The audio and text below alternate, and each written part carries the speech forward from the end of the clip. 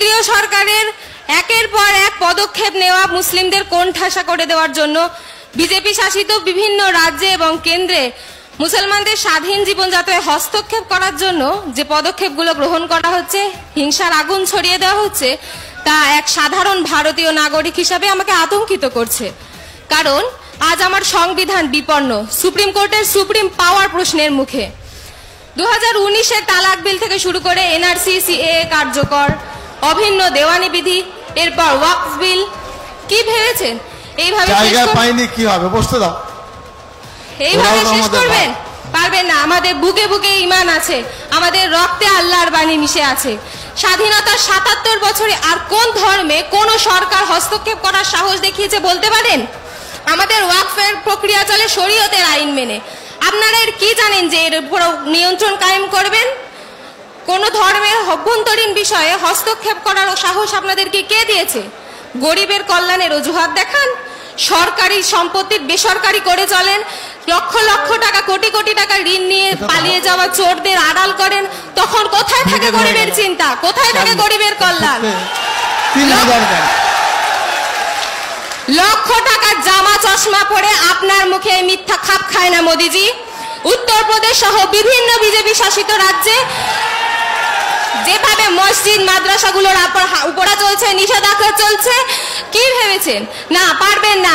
আমরা ইনশাল্লাহ শেষ পর্যন্ত লড়াই করে যাব। সুপ্রিম কোর্টের ঘোষণাকে বুড়ো আঙ্গুল দেখি আপনারা যেভাবে বুলডোজার চালিয়ে যাচ্ছেন, তাতেই বোঝা যায় আপনারা কতটা অহংকারী। কিন্তু আমরাও ভারতীয়, লড়াই করে স্বাধীনতা ছিনিয়ে নেওয়ার অধিকার আমাদের রক্তে মিশে আছে। আমাদের পূর্বপুরুষরা দেখিয়ে গেছেন কিভাবে অধিকার আদায় করতে হয়। এক স্বাধীন দেশে ধর্মচর্চা, বাসস্থান, পোশাক, খাদ্য তালিকা, এমনকি জীবনটুকুর নিশ্চয়তা হারিয়ে যাচ্ছে। কিন্তু দুঃখের বিষয় হলো তারা আমাদের পরাধীন দেশের স্বাধীনতা আদায়ের জন্য লড়াই করেছেন, আর আমাদের লড়াই স্বাধীন দেশের মধ্যে সংবিধানের দেওয়া একটা অধিকার আদায়ের জন্য। তবে ভেবে রেখেন না যা ইচ্ছা তাই করতে পারবেন, এই যে দীর্ঘশ্বাস হাওয়ায় মিলিয়ে যাবে না। কারণ রবীন্দ্রনাথ ঠাকুরই বলেছেন, স্বাধীনতাহীনতায় কে বাঁচিতে চায়? হে, কে বাঁচিতে চায়? আমাদের রব্বুল আলামিন কুরআন পাকে বলেছেন, ইন্নাহুম ইয়াকিদুনা কাইদা ওয়া আকিদু কাইদা, they are certainly planning but I am planning too. তাই সেই রবের উপর, কুরআন পাকের উপর বিশ্বাস রেখে আমাদের লড়াই ইনশাল্লাহ চালিয়ে যাব। আমাদের নেতৃত্ববৃন্দের উপর বিশ্বাস রেখে, ভরসা রেখে, আমরা সেই একেবারে অন্ধ বিশ্বাস রেখে আমরা তার সংগঠিতভাবে এই লড়াই চালিয়ে যাব ইনশাআল্লাহ। তারা উঠতে বললে উঠবো, বসতে বললে বসবো। যেমন উহুদের যুদ্ধ নবী পাক সাল্লাল্লাহু আলাইহি ওয়াসাল্লাম বলেছেন পাহাড়ের পিছনে থাকতে, অনেকেই বোঝেননি কেন।